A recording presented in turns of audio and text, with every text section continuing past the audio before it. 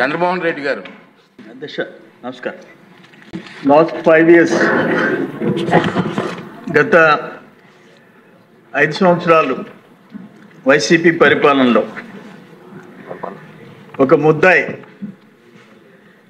13 కేసుల్లో 43,000 కోట్లు విచారణలో తేలి సిబిఐ ఫైల్ చేసిన కేసులో ఒక ముద్దాయి ముఖ్యమంత్రి కావటం, ఈ రాష్ట్రం విచ్ఛిన్న కావటం, ఆంధ్రులుగా తెలుగోళ్ళుగా ఆ తెలుగు వాళ్ళకి అప్రతిష్ట పాలు చేయటం దురదృష్టకరం. అధ్యక్ష ఇవన్నీ చూశాం.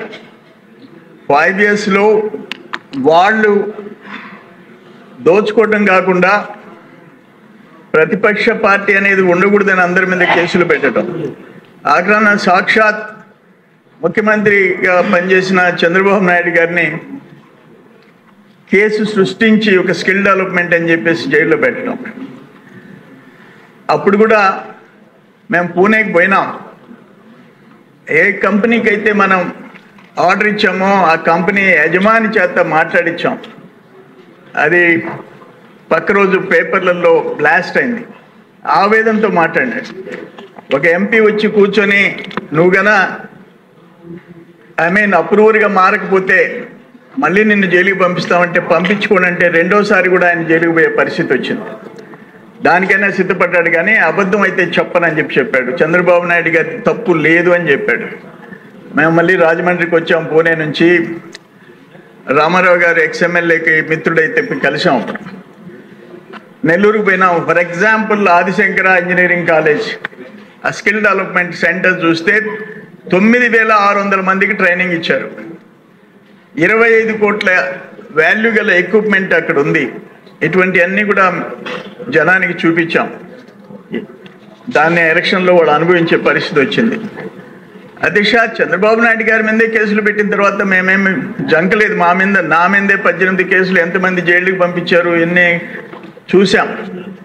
అన్నిటికంటే ఘోరం ఏంటంటే నా ఎస్సీలు నా ఎస్టీలు అని మాట్లాడిన ఆయన, ఫర్ ఎగ్జాంపుల్ నాకు సరేపల్లి కాన్స్టిట్యున్సీలో నేను హైదరాబాద్లో ఉండా ఉదయగిరి నారాయణ ఒక ఎస్సీ క్యాండిడేట్ చిన్న ఒక బ్రిక్ ఇండస్ట్రీలో ఇటుకురాయి బట్టీలో పనిచేస్తుంటే 2,000 అడ్వాన్స్ ఇచ్చినాడని చెప్పి ఆ తక్కువ కూలిస్తుంటే పక్క బట్టీలోకి పోయినాడని చెప్పి 1వ రోజు 2వ రోజు పిలిచి 3వ రోజు కొడితే చచ్చిపోయినాడు పోలీస్ స్టేషన్లో పొదలకూరు నా కాన్స్టిట్యున్సీలో.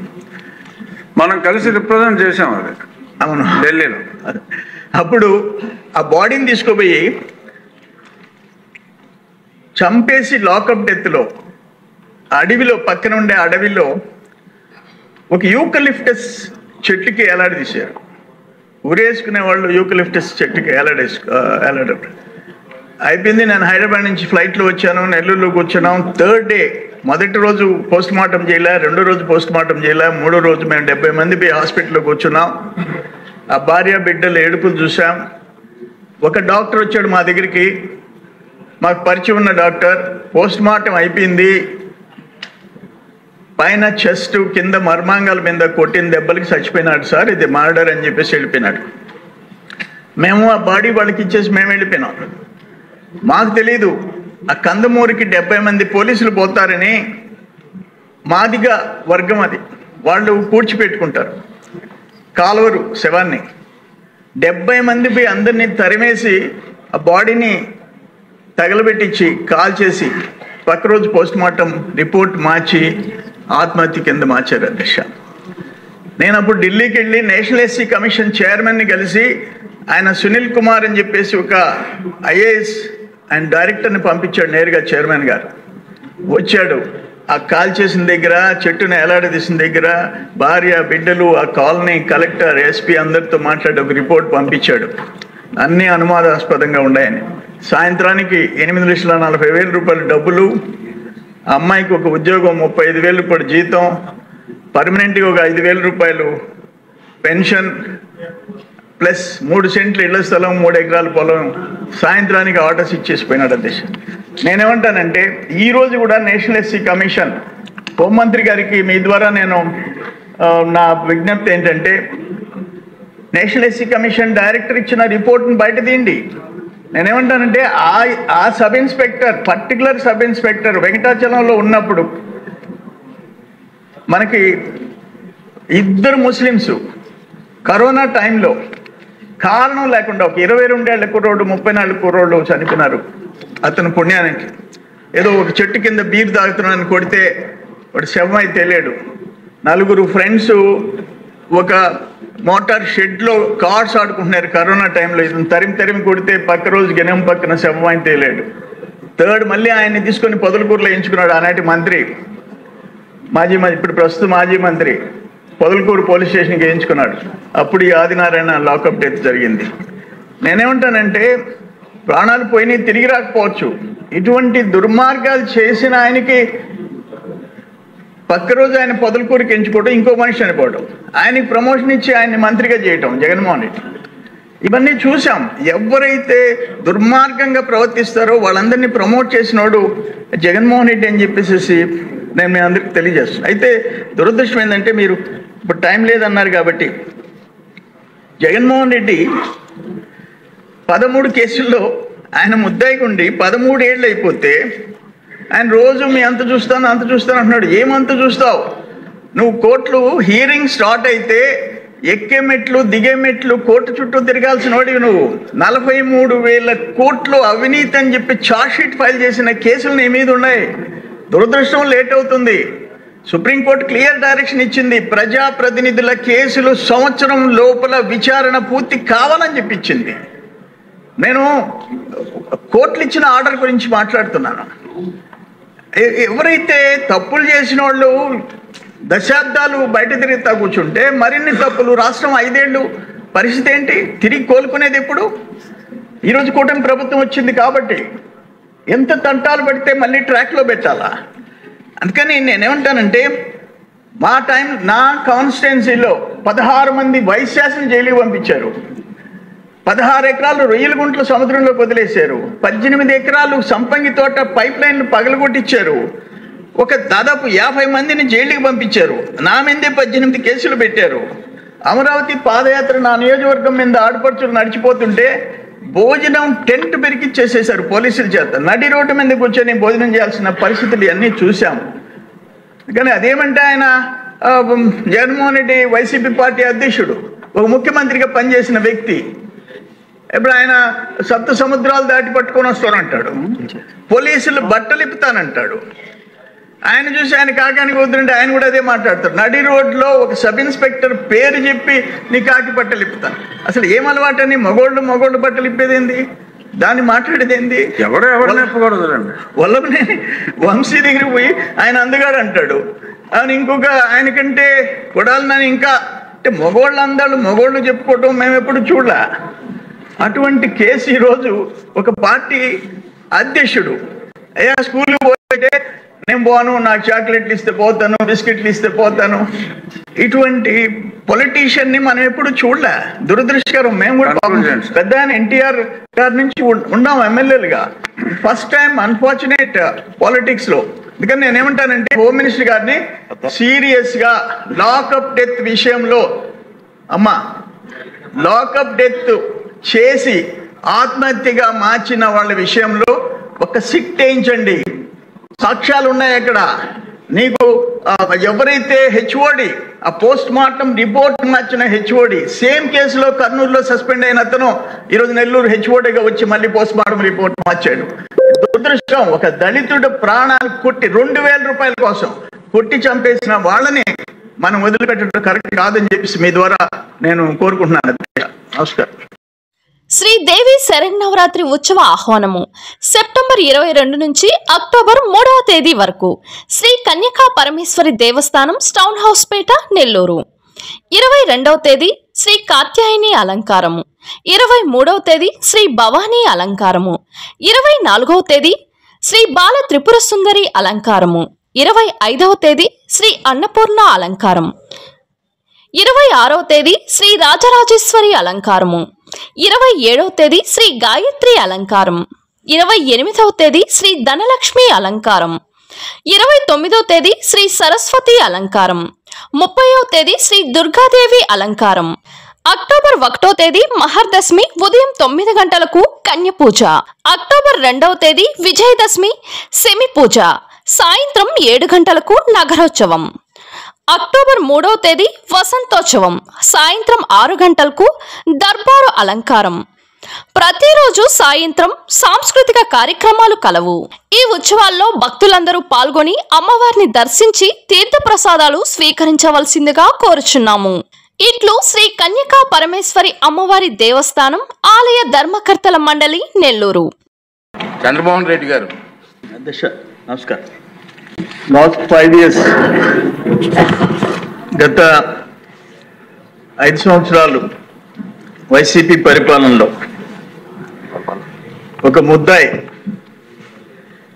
13 కేసుల్లో 43,000 కోట్లు విచారణలో తేలి సిబిఐ ఫైల్ చేసిన కేసులో ఒక ముద్దాయి ముఖ్యమంత్రి కావటం, ఈ రాష్ట్రం విచ్ఛిన్న కావటం, ఆంధ్రులుగా తెలుగోళ్ళుగా ఆ తెలుగు వాళ్ళకి అప్రతిష్ట పాలు చేయటం దురదృష్టకరం. అధ్యక్ష ఇవన్నీ చూశాం. 5 yearsలో వాళ్ళు దోచుకోవటం కాకుండా ప్రతిపక్ష పార్టీ అనేది ఉండకూడదని అందరి మీద కేసులు పెట్టడం, ఆగ్రహణ సాక్షాత్ ముఖ్యమంత్రిగా పనిచేసిన చంద్రబాబు నాయుడు గారిని కేసు సృష్టించి ఒక స్కిల్ డెవలప్మెంట్ అని చెప్పేసి జైల్లో పెట్టడం. అప్పుడు కూడా మేము పూణేకి పోయినాం. ఏ కంపెనీకి అయితే మనం ఆర్డర్ ఇచ్చామో ఆ కంపెనీ యజమాని చేత మాట్లాడించాం. అది పక్క రోజు పేపర్లలో బ్లాస్ట్ అయింది. ఆవేదనతో మాట్లాడినాడు. ఒక ఎంపీ వచ్చి కూర్చొని నువ్వు గన అప్రూవర్గా మారకపోతే మళ్ళీ నిన్ను జైలుకి పంపిస్తామంటే పంపించుకోనంటే రెండోసారి కూడా ఆయన జైలుకి పోయే పరిస్థితి వచ్చింది. దానికైనా సిద్ధపడ్డాడు, కానీ అబద్ధం అయితే చెప్పనని చెప్పాడు. చంద్రబాబు నాయుడు గారి తప్పు లేదు అని చెప్పాడు. మేము మళ్ళీ రాజమండ్రికి వచ్చాం. పూణే నుంచి రామారావు గారు ఎక్స్ఎమ్మెల్యేకి మిత్రుడైతే కలిసాం. అప్పుడు నెల్లూరుకు పోయినాం. For example Adi Shankara engineering college ఆ స్కిల్ డెవలప్మెంట్ సెంటర్ చూస్తే 9,600 మందికి ట్రైనింగ్ ఇచ్చారు. 25 కోట్ల వాల్యూ గల ఎక్విప్మెంట్ అక్కడ ఉంది. ఇటువంటి అన్ని కూడా జనానికి చూపించాం. దాన్ని ఎలక్షన్లో వాడు అనుభవించే పరిస్థితి వచ్చింది. అధ్యక్ష చంద్రబాబు నాయుడు గారి మీదే కేసులు పెట్టిన తర్వాత మేమేమి జంకలేదు. నా మీదే 18 కేసులు, ఎంతమంది జైలుకి పంపించారు ఎన్ని చూసాం. అన్నిటికంటే ఘోరం ఏంటంటే నా ఎస్సీలు నా ఎస్టీలు అని మాట్లాడిన ఆయన, ఫర్ ఎగ్జాంపుల్ నాకు సరేపల్లి కాన్స్టిట్యున్సీలో నేను హైదరాబాద్లో ఉండా ఉదయగిరి నారాయణ ఒక ఎస్సీ క్యాండిడేట్ చిన్న ఒక బ్రిక్ ఇండస్ట్రీలో ఇటుకురాయి బట్టీలో పనిచేస్తుంటే 2,000 అడ్వాన్స్ ఇచ్చినాడని చెప్పి ఆ తక్కువ కూలిస్తుంటే పక్క బట్టీలోకి పోయినాడని చెప్పి 1వ రోజు 2వ రోజు పిలిచి 3వ రోజు కొడితే చచ్చిపోయినాడు పోలీస్ స్టేషన్లో పొదలకోట నా కాన్స్టిట్యున్సీలో. మనం కలిసి రిప్రజెంట్ చేసాం. అది అవును ఢిల్లీలో. అప్పుడు ఆ బాడీని తీసుకుపోయి చంపేసి లాకప్ డెత్లో అడవిలో పక్కన ఉండే అడవిలో ఒక యూకలిప్టస్ చెట్టుకి ఎలాడదీశారు. ఉరేసుకునే వాళ్ళు యూకలిప్టస్ చెట్టుకి ఎలాడారు. అయిపోయింది. నేను హైదరాబాద్ నుంచి ఫ్లైట్లో వచ్చాను, నెల్లూరులో కూర్చున్నాం. 3rd డే మొదటి రోజు పోస్ట్ మార్టం చేయలే, 2వ రోజు పోస్ట్ మార్టం చేయలే, 3వ రోజు మేము 70 మంది పోయి హాస్పిటల్లో కూర్చున్నాం. ఆ భార్య బిడ్డలు ఏడుపులు చూసాం. ఒక డాక్టర్ వచ్చాడు మా దగ్గరికి, మాకు పరిచయం ఉన్న డాక్టర్. పోస్ట్ మార్టం అయిపోయింది, పైన చెస్ట్ కింద మర్మాంగాల మీద కొట్టిన దెబ్బలకి చచ్చిపోయినాడు సార్, ఇది మర్డర్ అని చెప్పేసి వెళ్ళిపోయినాడు. మేము ఆ బాడీ వాళ్ళకి ఇచ్చేసి మేము వెళ్ళిపోయినాం. మాకు తెలీదు ఆ కందమూరికి 70 మంది పోలీసులు పోతారని. మాదిగా వర్గం అది, వాళ్ళు పూడ్చిపెట్టుకుంటారు కాలువరు శవాన్ని. 70 మంది పోయి అందరినీ తరిమేసి ఆ బాడీని తగలబెట్టించి కాల్ చేసి పక్క రోజు పోస్ట్ మార్టం రిపోర్ట్ మార్చి ఆత్మహత్య కింద మార్చారు. అధ్యక్ష నేను అప్పుడు ఢిల్లీకి వెళ్ళి నేషనల్ ఎస్సీ కమిషన్ చైర్మన్ని కలిసి ఆయన సునీల్ కుమార్ అని చెప్పేసి ఒక ఐఏఎస్ ఆయన డైరెక్టర్ని పంపించాడు నేరుగా చైర్మన్ గారు. వచ్చాడు, ఆ కాల్ చేసిన దగ్గర, చెట్టును ఎలాడదీసిన దగ్గర భార్య, బిడ్డలు, ఆ కాలనీ, కలెక్టర్, ఎస్పీ అందరితో మాట్లాడి ఒక రిపోర్ట్ పంపించాడు. అన్ని అనుమానాస్పదంగా ఉన్నాయని. సాయంత్రానికి 8,40,000 రూపాయలు డబ్బులు, అమ్మాయికి ఒక ఉద్యోగం, 35,000 రూపాయలు జీతం, పర్మనెంట్గా ఒక 5,000 రూపాయలు పెన్షన్, ప్లస్ 3 సెంట్లు ఇళ్ల స్థలం, 3 ఎకరాల పొలం. సాయంత్రానికి ఆర్డర్స్ ఇచ్చేసిపోయినాడు అధ్యక్ష. నేనేమంటానంటే ఈ రోజు కూడా నేషనల్ ఎస్సీ కమిషన్, హోంమంత్రి గారికి మీ ద్వారా నేను నా విజ్ఞప్తి ఏంటంటే, నేషనల్ ఎస్సీ కమిషన్ డైరెక్టర్ ఇచ్చిన రిపోర్ట్ని బయట తీయండి. నేనేమంటానంటే ఆ sub inspector, particular sub inspector వెంకటాచలంలో ఉన్నప్పుడు మనకి 2 ముస్లిమ్స్ కరోనా టైంలో కారణం లేకుండా ఒక 22 ఏళ్ల కుర్రోడు, 34 కుర్రోడు చనిపోయినారు. అతను పుణ్యానికి ఏదో ఒక చెట్టు కింద బీర్ తాగుతున్నాను కొడితే వాడు శవం అయితే లేడు. 4 ఫ్రెండ్స్ ఒక మోటార్ షెడ్ లో కార్డ్స్ ఆడుకుంటున్నారు కరోనా టైంలో. ఇతను తరిమి కొడితే పక్క రోజు గెనం పక్కన శవం అయితే లేడు. థర్డ్ మళ్ళీ ఆయన్ని తీసుకొని పొదలకూరులో ఎంచుకున్నాడు ఆనాటి మంత్రి, ఇప్పుడు ప్రస్తుత మాజీ మంత్రి. పొదలకూరు పోలీస్ స్టేషన్కి ఎంచుకున్నాడు. అప్పుడు ఈ ఆదినారాయణ లాకప్ డెత్ జరిగింది. నేనేమంటానంటే ప్రాణాలు పోయినాయి, తిరిగి రాకపోవచ్చు.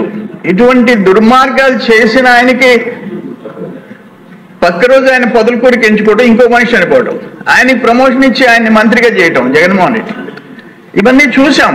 ఎవరైతే దుర్మార్గంగా ప్రవర్తిస్తారో వాళ్ళందరినీ ప్రమోట్ చేసినోడు జగన్మోహన్ రెడ్డి అని చెప్పేసి నేను మీ అందరికి తెలియజేస్తున్నాను. అయితే దురదృష్టం ఏంటంటే, మీరు ఇప్పుడు టైం లేదన్నారు కాబట్టి, జగన్మోహన్ రెడ్డి 13 కేసుల్లో ఆయన ముద్దాయికి ఉండి 13 ఏళ్ళు అయిపోతే ఆయన రోజు మీ అంత చూస్తాను అంటున్నాడు. ఏమంత చూస్తావు నువ్వు? కోర్టులు హీరింగ్ స్టార్ట్ అయితే ఎక్కే మెట్లు, దిగే మెట్లు, కోర్టు చుట్టూ తిరగాల్సిన వాడివి నువ్వు.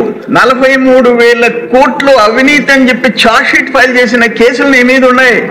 దురదృష్టం లేట్ అవుతుంది. సుప్రీంకోర్టు క్లియర్ డైరెక్షన్ ఇచ్చింది. ప్రజాప్రతినిధుల కేసులు సంవత్సరం లోపల విచారణ పూర్తి కావాలని చెప్పించింది. నేను కోర్టులు ఇచ్చిన ఆర్డర్ గురించి మాట్లాడుతున్నాను. ఎవరైతే తప్పులు చేసిన వాళ్ళు దశాబ్దాలు బయట తిరుగుతా కూర్చుంటే, మరిన్ని తప్పులు, రాష్ట్రం 5 ఏళ్ళు పరిస్థితి ఏంటి? తిరిగి కోలుకునేది ఎప్పుడు? ఈరోజు కూటమి ప్రభుత్వం వచ్చింది కాబట్టి ఎంత తంటాలు పడితే మళ్ళీ ట్రాక్లో పెట్టాలా? అందుకని నేనేమంటానంటే, నా కాన్స్టిట్యున్సీలో 16 మంది వైస్ ఛాన్సలర్ జైలుకి పంపించారు. 16 ఎకరాలు రొయ్యల గుంట్లు సముద్రంలోకి వదిలేశారు. 18 ఎకరాలు సంపంగి తోట పైప్ లైన్లు పగలగొట్టించారు. దాదాపు 50 మందిని జైలుకి పంపించారు. నా మీదే 18 కేసులు పెట్టారు. అమరావతి పాదయాత్ర నా నియోజకవర్గం మీద ఆడపడుచులు నడిచిపోతుంటే భోజనం టెంట్ పెరికిచ్చేసేశారు పోలీసుల చేత. నడి రోడ్డు మీద కూర్చొని భోజనం చేయాల్సిన పరిస్థితులు అన్నీ చూశాం. కానీ అదేమంటే ఆయన జగన్మోహన్ రెడ్డి వైసీపీ పార్టీ అధ్యక్షుడు, ఒక ముఖ్యమంత్రిగా పనిచేసిన వ్యక్తి. ఇప్పుడు ఆయన సప్త సముద్రాలు దాటి పట్టుకొని వస్తానంటాడు, పోలీసులు బట్టలు ఇప్పుతానంటాడు. ఆయన చూసి ఆయన కాకానికి వద్దంటే ఆయన కూడా అదే మాట్లాడతాడు. నడి రోడ్లో ఒక సబ్ ఇన్స్పెక్టర్ పేరు చెప్పి నీ కాకి బట్టలు ఇప్పుతాను. అసలు ఏం అలవాటని మగోళ్ళు బట్టలు ఇప్పేదేంది? దాన్ని మాట్లాడేది ఏంది? వల్లభనే వంశీ దగ్గరికి పోయి ఆయన అందగాడు అంటాడు.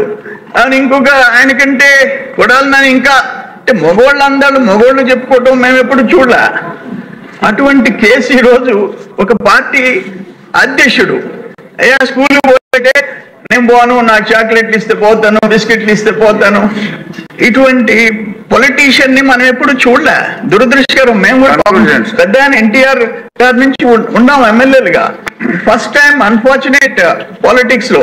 అందుకని నేనేమంటానంటే, హోమ్ మినిస్టర్ గారిని సీరియస్ గా లాకప్ డెత్ విషయంలో,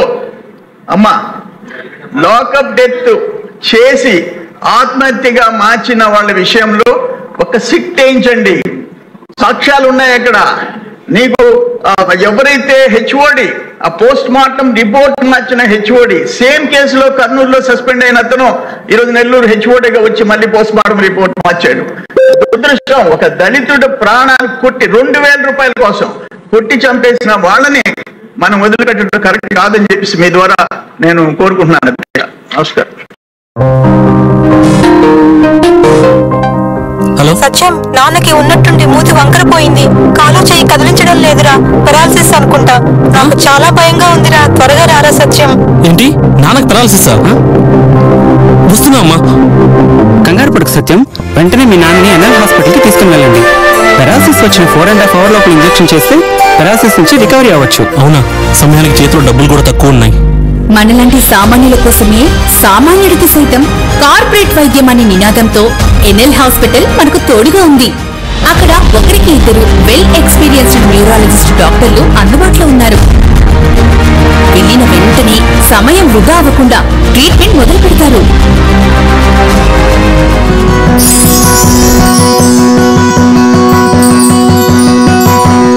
మనలాంటి సామాన్యులకు ఎటువంటి మెదడు మరియు నరాల సమస్యలకైనా కార్పొరేట్ స్థాయి వైద్యాన్ని అతి తక్కువ ఖర్చుకి అందిస్తుంది మన ఎన్ఎల్ హాస్పిటల్.